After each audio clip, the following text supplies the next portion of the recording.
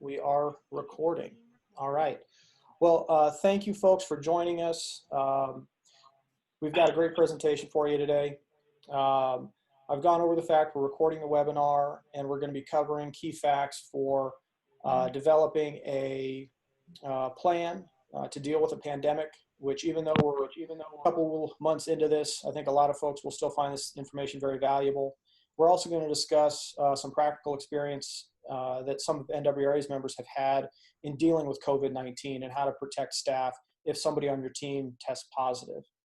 We'll be doing a little bit of Q&A at the end of the seminar. And with that, I would like to introduce our first speaker, Mr. Dan Davidson. Dan is the general manager of the Minidoka Irrigation District in southern Idaho. This is a position that Dan has held since 2012. He previously managed the Bear River Canal Company in Utah and the Snake River Valley Irrigation District in eastern Idaho. Mr. Davidson has over 2 decades of managerial experience in water and is a proud veteran of both the Idaho and Utah National Guard and the United States Army. Dan is going to be discussing steps he took to protect his staff in response to one of them testing positive for COVID-19. And with that, I'd like to turn it to Dan. Mr. Davidson. Well, Dan, I think you might be on mute on the phone there.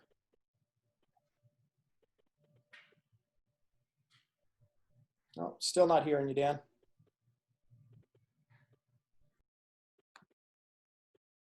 Let's see.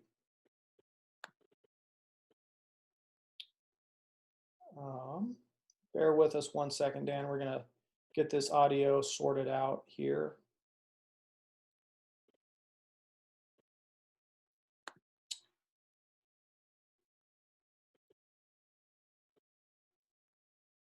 All right, Dan, let's give that a shot. There you go. Can you hear me now? Yes, sir. Okay, perfect. Thanks, Ian. Appreciate everybody taking the time to join in today. Yeah, like Ian said, we did have somebody test positive that works here. Going back a while before that, we closed our offices down mid-March just to try and protect everybody.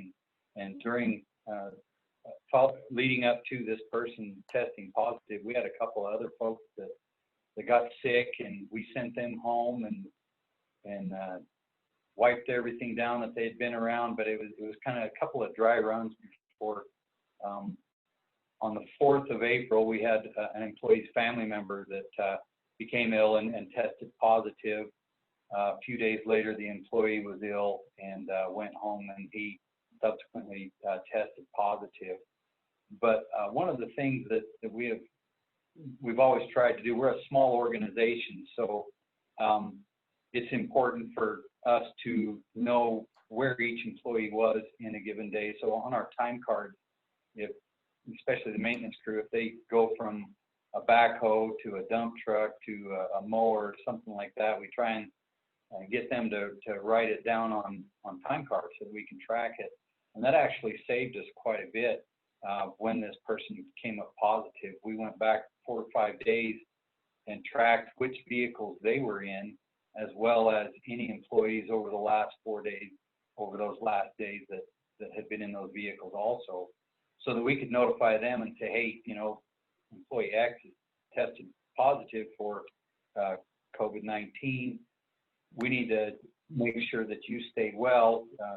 Part of the requirement for them staying at work, they had to wear a mask at all times around other folks.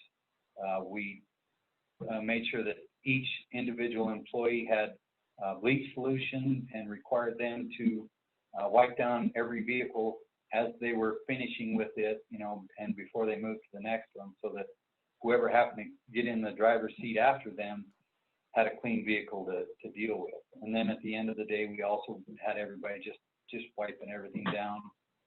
Stepped up the cleaning at the office and all of the break rooms and bathrooms. We also, the employees who had been exposed to this person, we made sure that we checked their temperature each morning before they were allowed to go to work, just to kind of track it. we did that for a 2-week time period. And once that was done, nobody was testing positive, nobody had a fever, and so we just kind of relaxed things a little bit. One thing we did keep doing though was continue to wipe down the vehicles. I didn't require anybody to wear a mask, but I suggested that they do just for their own safety and the safety of fellow employees. Back on the 11th of April, we had a temp that came to work and he was sick. I sent him home. He did not test positive, but really we didn't do anything exceptional except make sure we have good records so that we knew where our people were and who they'd been around. Well, thanks, Dan. I mean, I think that your presentation does a good job of highlighting just that a lot of the things that you can do are very, accessible. It's a lot of, I think, some good common sense and taking action. And when somebody comes down with something, you took action to make sure that folks were being protected. You had folks go home and isolate. Somebody came into the office sick and you sent them right home. And fortunately they weren't positive, but there's no way to know until you do those tests. So I think that's a great summary of some of the steps that you took. That's one of the things that I think everybody's probably concerned about is what happens if you end up in a situation where one of your team members, tests positive. Dan's team obviously was very responsive in taking some steps to address that. Our next speakers are going to talk a little bit about what you can do both before pandemics, and obviously we're 2 months in now, but there's still a lot of good lessons to learn, not just for pandemic planning, but I think for emergency preparedness, and also things that you can do to safeguard employees as states are in various stages of opening up. So our next speaker is Taylor Huen, who serves as the Executive Manager, Administrative Services for the Trinity River Authority in Texas. She is responsible for directing the authority's human capital, resources, organization management, risk management programs, occupational safety, and purchasing programs. It's a pretty big job because the authority employs almost 500 employees across 13 facilities in Texas, while providing water and wastewater treatment along with recreation and reservoir facilities for customer cities in the 18,000 square mile Trinity River Basin. I want to thank Kevin Ward, NWRA Vice President, for putting us in contact with Taylor and also with Julie Hoppy on his team. Taylor's got a great presentation that we're going to put up here momentarily. And with that, Ms. Wen, I'll turn to you. Well, good afternoon, everybody. I hope that you and your employees are well. I appreciate you all joining us today. And I hope this information is helpful for those of you who already have a pandemic response plan. But for some organizations, you may not already have one established, and I'm hoping that this would be very helpful for you.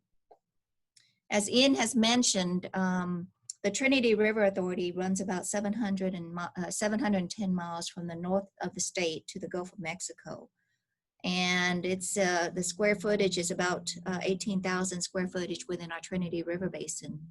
The authority has about 5 major wastewater treatment plants and 4 water treatment plants around our basin. So what do we know about this pandemic event? To get a sense of the current pandemic crisis, let's look at what we know. According to the CDC, as of today, the national total of cases has reached over 1.3 million cases nationwide, and fatalities reported is now over 82,000 fatalities. This information is inclusive of an increase of 21,000 new cases reported to the CDC, and close to over 14,000, to be exact, 14,026 new deaths reported since yesterday, May 13th. This pandemic, COVID-19, is at current, but there are a range of other illnesses that have the potential to become pandemics. So as critical essential personnel such as we are, we need to evaluate our ability to conduct business as usual and protect our employees' health and safety, as well as limiting the impact to our public. having a pandemic response or continuity plan will lessen the impact of the crisis. COVID-19 has no geographic boundaries, nor does it discriminate with race, age, gender, or economic status, as we all understand. An infection carried by one individual can be transmitted to tens of thousands of others. Therefore, it's better to have an emergency plan and not need it than to need one and not have it. So review your plans from other agencies. We have, on the get-go, several years back, we updated our emergency response plan and had a summary pandemic plan inclusive of our overall emergency response program. And more recently, when we were alerted of the pandemic situation in China and in Europe, in January, we evaluated our plans. And we made some updates as we understood the situation to be at that time.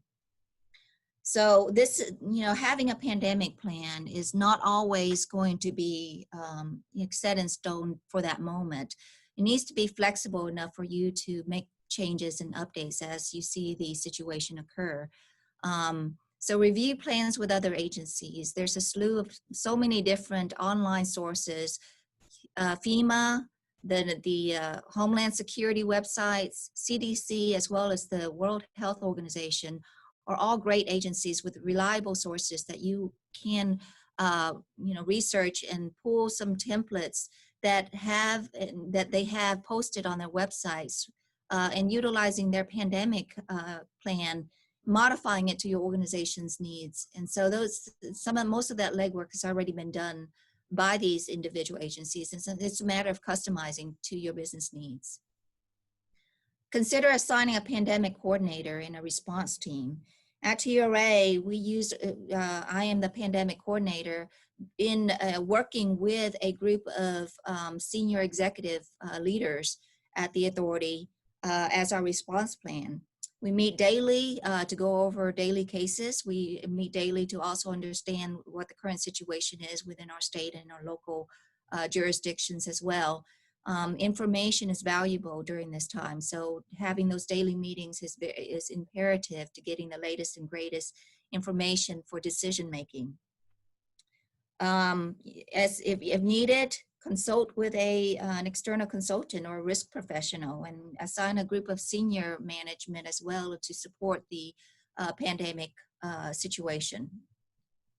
Align with existing emergency response plan, continuity of operations, and crisis emergency risk communication plans, your ERPs, your COOP and CIRCs.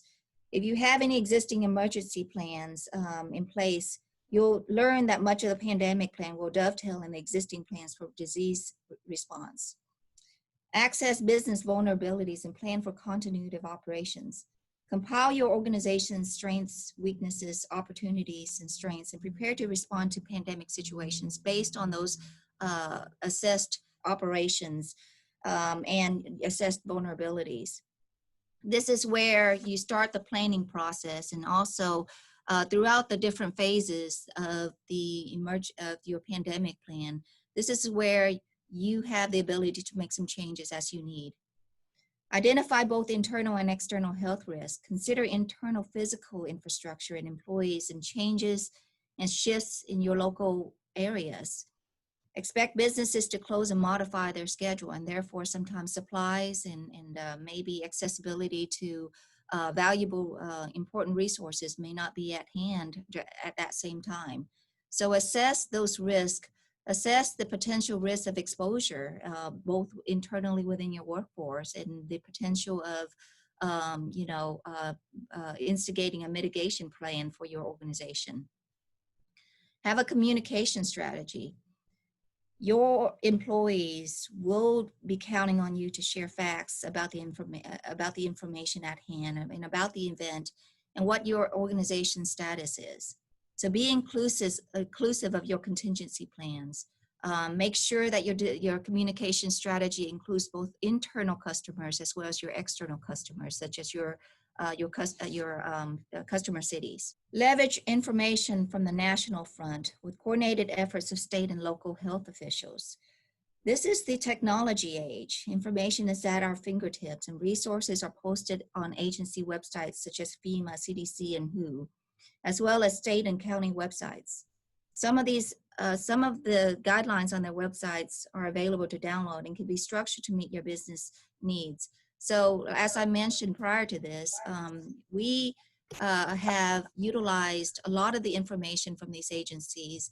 As a matter of fact, TRA utilized a template that we obtained from the FEMA website in conjunction with our prior assessments in 2018 of our pandemic plan, and incorporated, kind of married the two together and provided an update to our management team and our executives way in advance of the pandemic. We started the effort of reassessing in January, and by the beginning of March, we were able to roll out with a revised version. Keep it simple and easy to execute. While it's important for the plan to be comprehensive, it's okay to be broad and generic. This is where additional ongoing communication plays its role for specific guidelines and actions. Your plan should be flexible enough for modifications on the fly. And as we all understood from the situation at hand, we at TRA have made some executive decisions that were based on health data. And that is, that is what we have to do. And it may not be spelled out specifically in our plan, but our plan was broad enough to cover at least some actionable steps for those ad hoc decisions made by management. The plan should be reviewed and updated when necessary. Your pandemic plan, much like your response plan, shouldn't be set in stone. It should be always constantly reviewed and updated when necessary. The authority conducts an annual vulnerability assessments of our infrastructure every year. Our physical, exposure, our physical infrastructure, as well as the potential risk. And we also align that not only with internal staff, but external consultants to do this assessments. And while we understand that not all organizations have the capability to do so, keep your plan up to date. This is very important, and it's proven pretty important for TRA to follow, have a set of guidelines to follow during this time. Update your contacts. This is an area often overlooked, but consider turnover of employees and changes in positions over time where information is outdated and incorrect. If your plan is an annex plan to your existing emergency response plan, then make sure the pandemic guideline references back to that existing plan. Have a routine of collecting updated emergency contacts and phone numbers. The authority sends out monthly reminders to employees and updating their emergency contacts and updating their phone numbers so that we can have our plans updated, as well as our HR system also updated. So there are 4 elements, basic elements to a pandemic plan. We call it PPRR in short, but we understand that a lot of emergency plans may have additional elements or additional steps within their cycles. That's okay. You can add additional elements to this plan, but for us, we follow a basic 4 sets of elements. First, to plan. Planning makes it possible to manage the life cycle of the potential crisis and keeps key stakeholders in line, and also helps them learn their roles. This is where information is collected, development of policies, plans, and procedures should happen. Preparedness.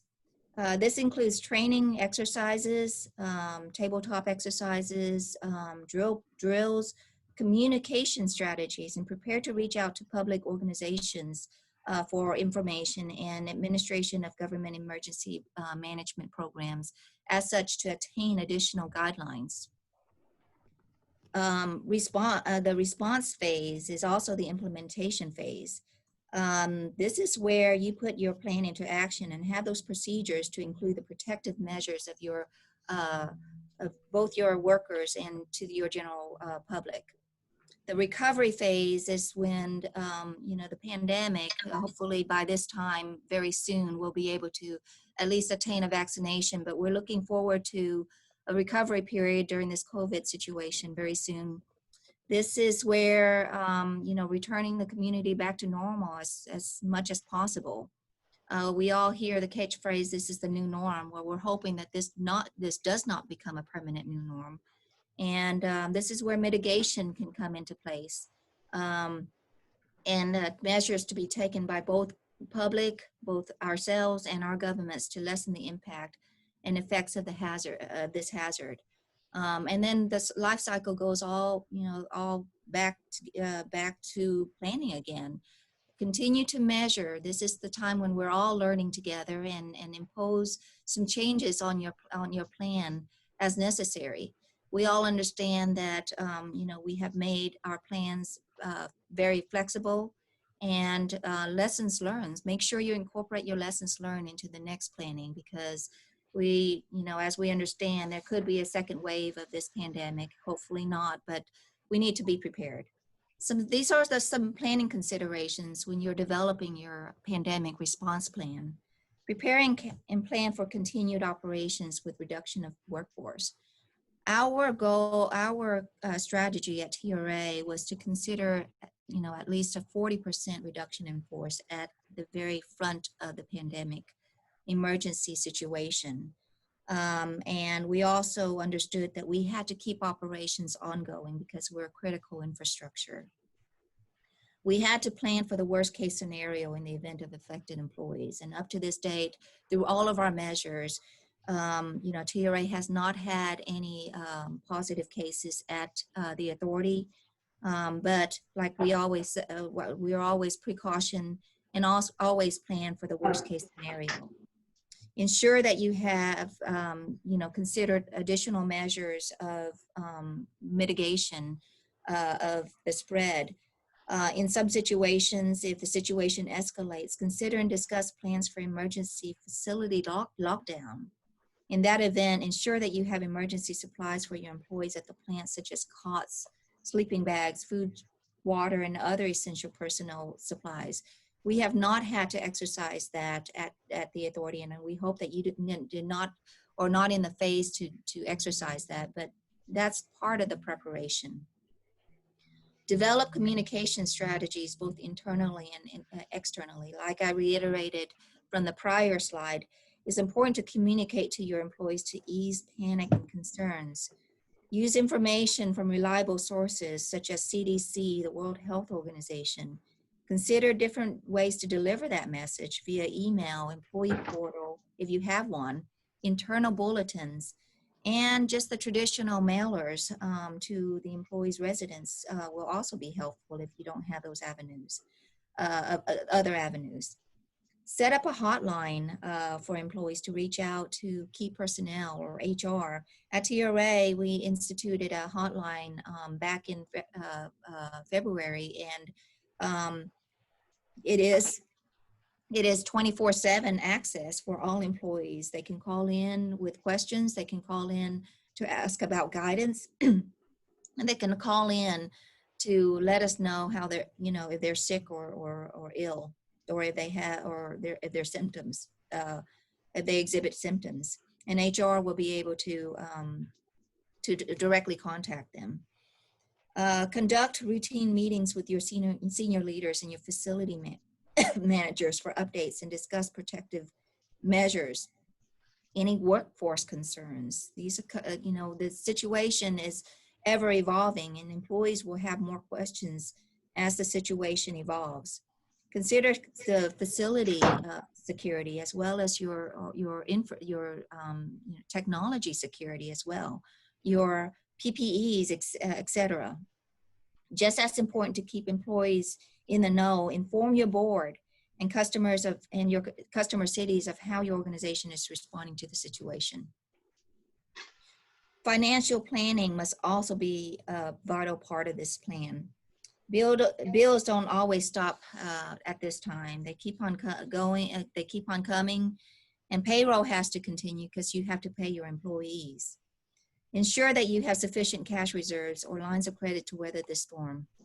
Customers will be under similar pressures during this time. So revisit your credit policies in terms with certain or provisions for all or some of your customers. A few organizations that we understand, some of our customer cities have imposed a temporary decrease of their resources and services in response to the economic impact. The authority has been very fortunate that we have not had to take these measures, and we understand that these are hard decisions that these organizations have to go through. Establish essential suppliers and vendors. Consider your current supply chain situation and keep a repository of different suppliers to diversify existing vendors and put in place alternative sources.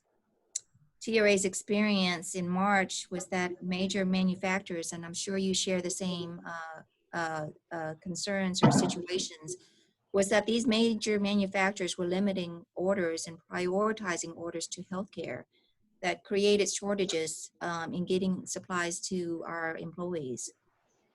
Think outside the box if necessary. Look at manufacturing outlets that may be able to supply items that they typically will not be, that they typically don't produce. Also look into your community, reach out to your communities to fill your needs. And as needed, TRA, for instance, also produced our own supplies for hand sanitizers. This is the time to be creative. Think outside your box and think about different strategies to implement to get what you need to support your workforce. Contact your state and local emergency management offices and your professional associations like the NWRA. Maintain inventory of PPE and cleaning agents. While the authority maintains an annual supply of PPEs for our employees at all of our facilities, this is a time where those PPEs are not only needed, but necessary. We need to make sure that we have an adequate supply of those PPE during the event and after the event, especially for our frontline workers, such as masks, gloves, coveralls, respiratory equipment, and eye and face shields. Have not only just an ample supply, but be prepared to have additional weeks, if not months of stockpiling of those supplies, just in case. This also includes first aid supplies, so don't forget that. Reinforce the importance of properly wearing those PPEs. We understand that during this situation, we had some employees kind of complaining and commenting about not being able to breathe through their mask. And we observed not only in situations of the public, but we were seeing people just wearing their mask incorrectly. So train your employees on properly wearing their PPEs and recycling and disposal of those PPEs for prevention infection. Don't forget all those other employees as well. So your administrative staff, those employees that may be coming in and rotating, coming into the office to pick up files, give them some, some mask or disinfection agents as well.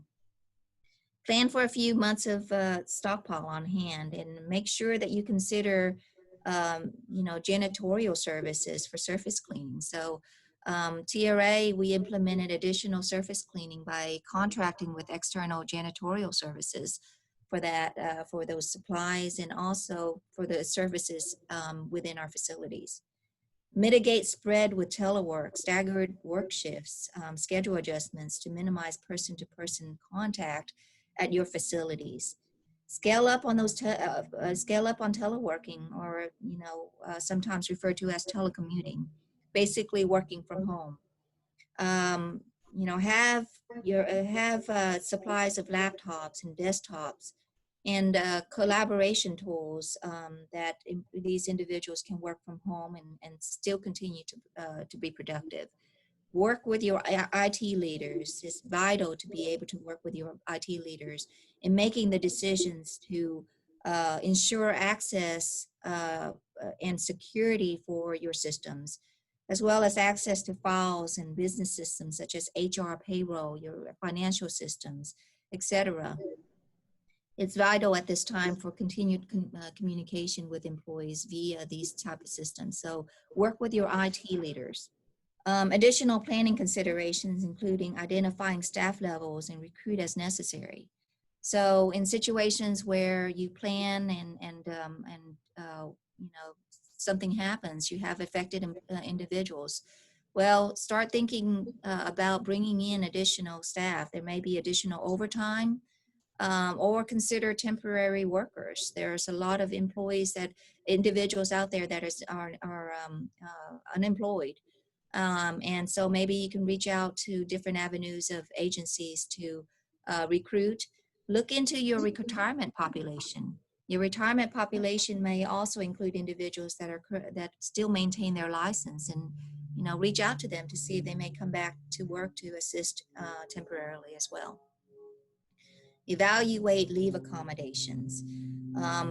In situations where you have affected individuals, or individuals who are caretakers, or individuals who are considered under a vulnerable population of high risk medical situations, consider flexing out on some of your leave accommodations. Provide them some assurance of taking leaves, and accommodate them accordingly. More recently, the government has instituted some new regulations with regarding emergency family leave. And if you have instituted those, make sure you follow through and make sure you have proper documentations. Prepare to cross-train and consider backup. This is the time to train your employees and educate your employees. Utilize your learning management systems and online training. Consider cross-training skills between positions to help backup. So make sure you go through with your executives of the current benefits program. We have offered EAP assistance as well as telemedicine through our health program.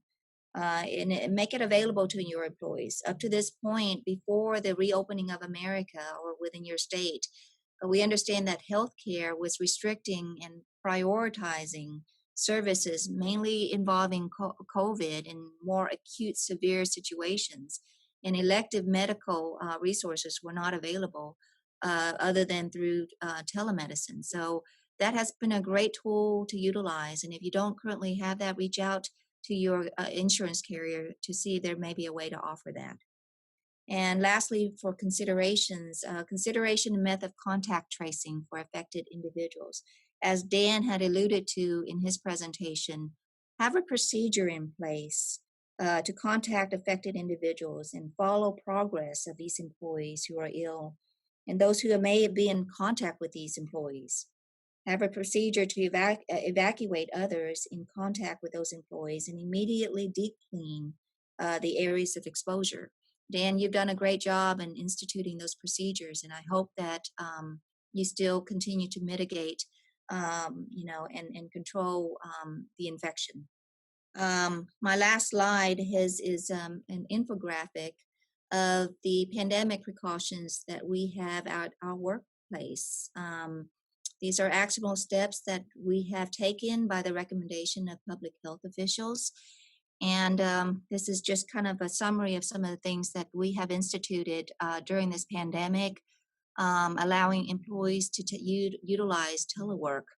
Telling employees to stay home when they're sick, it's okay. As much as possible, increase the space, rearrange furniture, rearrange seating arrangements in common shared places, and decrease the frequency of contact among employees at work by, surface touching, those handshakes, those, you have doors, interior doors that you can keep open or ajar so that you can minimize surface touching.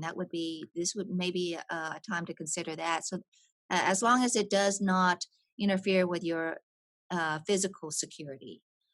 We have had to modify and postpone some of our events. We may do with what we had. For the most part, I think that we've utilized our online capacity and our online tools to continue having those events. Postpone and cancel work-related travel, non-essential work-related travel, and that's something at the get-go CDC had already advised.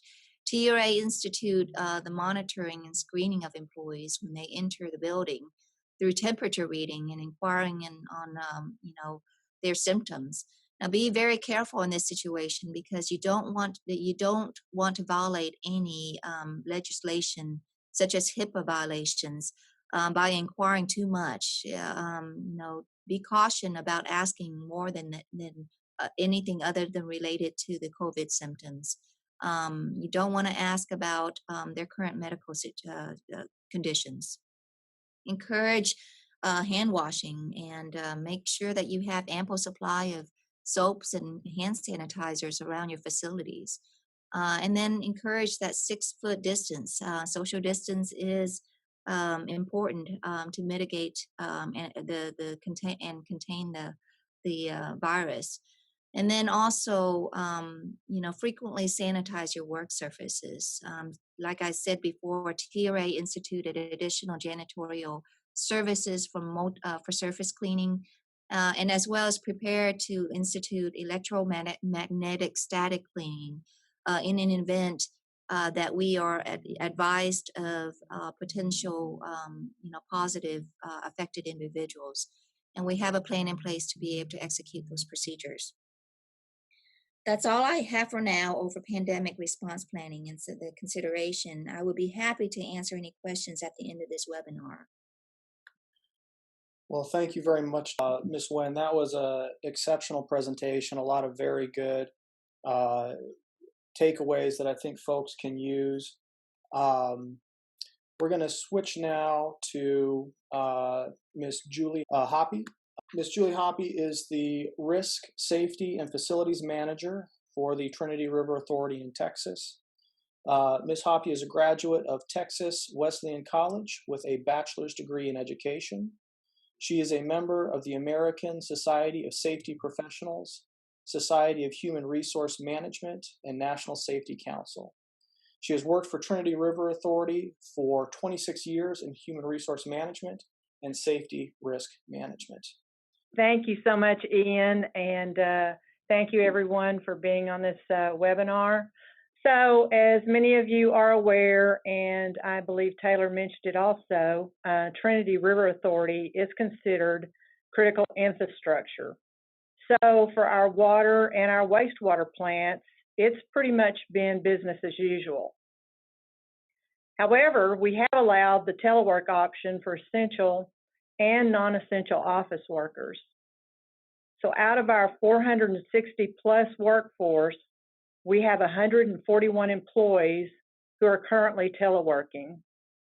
72 employees are teleworking exclusively, and 69 employees are splitting their time working from home and working in the office.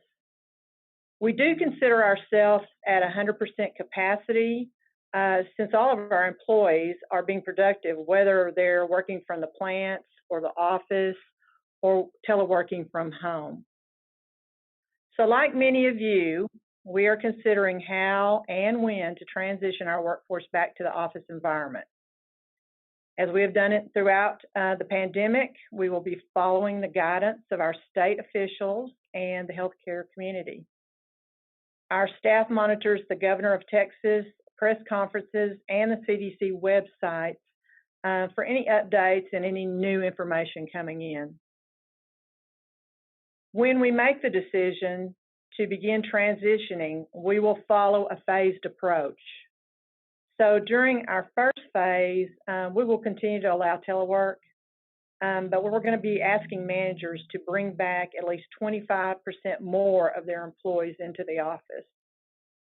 It will be left to our executive management team on which employees they will bring back during phase one. So our first step when we move to phase one, as we move to phase one, we're going to actually continue to allow telework.